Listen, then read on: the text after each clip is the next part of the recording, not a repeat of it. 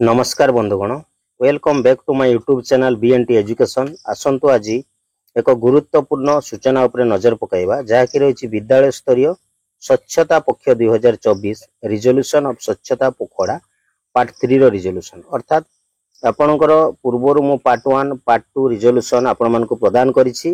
एबे 10 सेप्टेम्बर मंगलवार ठारू 14 सेप्टेम्बर शनिवार पर्यंत जो विद्यालय रे आपणकर स्वच्छता पक्ष पालित होता तार रिजोल्यूशन आपण मानकु प्रदान करुछि। तेबे देखंतु स्वच्छता अंशग्रहण दिवस और हाथ धोआ दिवस तारीख 10/9/2024 तारीख मंगलवार दिन रिजोल्यूशन विद्यालय स्तरीय स्वच्छता पक्ष पालन अवसर रे एही दिन आम विद्यालय छात्र छात्री मानक मध्यरे स्वच्छता और परिष्कार परिच्छन्नता अभ्यास संबंध रे प्रबंध स्लोगान लिखन वक्तृता क्विज चित्रांकन व्यंग नाटक कविता लिखन विभिन्न प्रकल्प प्रस्तुति को नहीं प्रतियोगिता मान आयोजन करा जायतिला।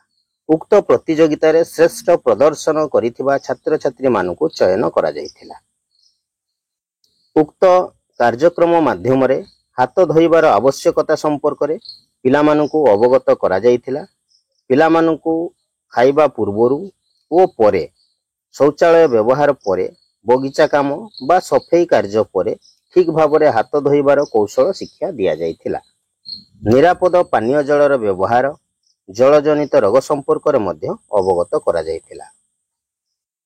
देन आसंतु 11/9/2024 तारीख बुधवार रिजोल्यूशन जहाँकि थिला व्यक्तिगत परिच्छन्नता दिवस। एही दिवस अवसर रे आम विद्यालय छात्र छात्री कर्मचारी तथा अन्य मानक मध्य परिष्कार परिच्छन्नता जारी रखिबा पई विभिन्न दृश्य श्राव्य कार्यक्रम संपादित होइथिला। दैनंदिन जीवन रे स्वच्छता और परिमल निमित्त नियमित कार्य सब प्रतिदिन अभ्यास करिबा पई पिला मानकु अवगत करा जायतिला। यथा नियमित स्नान करिबा, नख सफा रखिबा, परिष्कार परिच्छन्न पोशाक पिंधिबा, बाहरे एणे तेणे छेप न पकाइबा, सर्वदा चप्पल व्यवहार करिबा, शौचालय व्यवहार, मास्क रो व्यवहार, हैंड वाश और सैनिटाइजर व्यवहार विषय रे सचेतन करा जायतिला। देन रहिला आपनकर विद्यालय रे स्वच्छता संबंधी प्रदर्शनी तारीख 12/9/2024 तारीख गुरुवार। उक्त दिवस पालन अवसर रे आम विद्यालय रे स्वच्छता संबंधी फोटोग्राफ चित्र व्यंग चित्र स्लोगान पिला मानक द्वारा प्रस्तुत कविता इत्यादि को नहीं एक प्रदर्शनी करा जायतिला। एही प्रदर्शनी रे अदरकारी जिनिसरु आवर्जना कुंड प्रस्तुत करा जायतिला एवं सेथिरे सांस्कृतिक कलाकृति प्रदर्शित मध्य होइतिला। उक्त प्रदर्शनी उत्सव रे कृति प्रतियोगी मानकु चयन करा जायतिला एवं स्वच्छता पुरस्कार वितरण उत्सव रे सेमानकु पुरस्कृत करा जिवो बोली सूचना मध्य दिया जायतिला।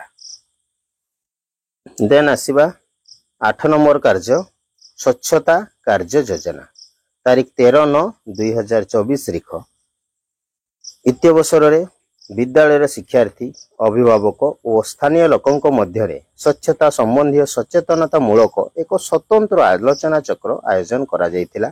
विद्यालय कैबिनेट बैठक अनुष्ठित करा जाई एहर सदस्य सदस्य और अन्य छात्र छात्री मानक स्वच्छता पक्ष अंतर्गत नूतन कार्यकलाप अंतर्भुक्त निमंते परामर्श प्रदान करा जायतिला। देन आसंतु शेष पाखुड़ा 9 रे रही स्वच्छता पुरस्कार वितरण उत्सव जहाँकि आपणकर 2 तारीख अनुष्ठित होइथिबा विभिन्न कार्यर मनोनीत होइथिबा पिला मानकु स्वच्छता पुरस्कार वितरण उत्सव रे पुरस्कार प्रदान करा जिवार योजना रही।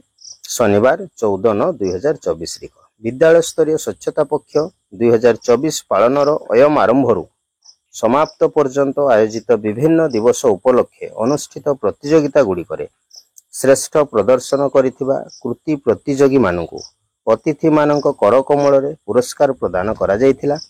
विद्यालय स्तर रे अनुष्ठित विभिन्न प्रतियोगिता रे सर्वोत्तम कार्यकलाप गुडी को चयन करी वेबसाइट जथा सर्वसाधारण डोमेन रे अपलोड करा जायतिला। स्वच्छता पाखोडार प्रारंभरू संपादित होइतिबा समस्त कार्यक्रम गुडी को पर्यायक्रमे सजाई विद्यालय रे एक एल्बम मध्य प्रस्तुत करा जायतिला। ये थिला आपनकर रिजोल्यूशन पार्ट 3 जहाँकि स्वच्छता पक्ष 2024 रे आपण मानको विद्यालय स्तर रे कार्यक्रम चालू रहिथिला एवं मो चैनल रे आपण मानको पार्ट 1 पार्ट 2 एवं पार्ट 3 रेजोल्यूशन प्रदान करा जायछि। दीर्घ समय धरि आपण माने मो चैनल सहित जड़ित थिबारु बीएनटी एजुकेशन यूट्यूब चैनल पक्षरु ओडिसा रा अगणित शिक्षक एवं शिक्षयित्री माननको मो तरफरु बहुत बहुत धन्यवाद। पुणी देखा अन्य एक वीडियो रे, सेतेबेले पर्यंत विदाय। नमस्कार, जय जगन्नाथ।